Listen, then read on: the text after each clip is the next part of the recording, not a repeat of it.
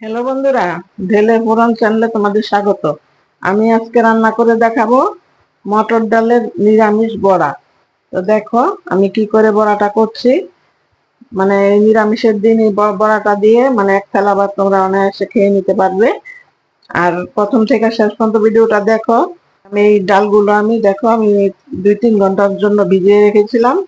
এবার আমি একটা ব্লেন্ডার নেব, এর মধ্যে দেব 4টা কাঁচা পাকা লঙ্কা, আর দেব 1.5 ইঞ্চির মতো আদা দিয়ে আমি ভালো করে পেস্ট করে নেব।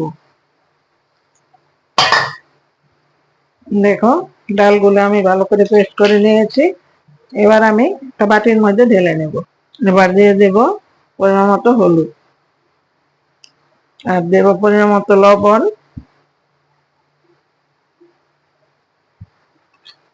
আর দেব কিছুটা কালো জিরে। এবার আমি সবকিছু একসাথে ভালো করে ফেটিয়ে নেব। এবার আমি ভালো করে এগুলো ফেটিয়ে নেব।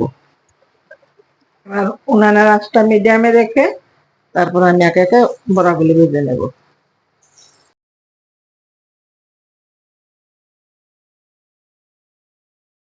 উল্টিয়ে দেব, দেখো কতটা ফুলেছে। এগুলি আমার হয়ে গেছে, আমি এবার নামিয়ে নেব।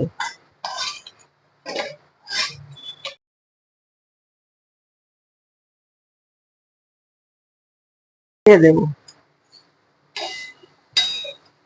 দেখো বন্ধুরা কতটা লোভনীয় হয়েছে।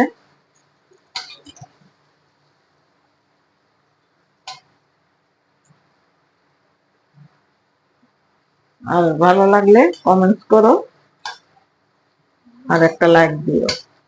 সম্পূর্ণ নিরামিষ রেসিপি এটা, যে কোনো নিরামিষের দিন তোমরা করে খেতে পারো।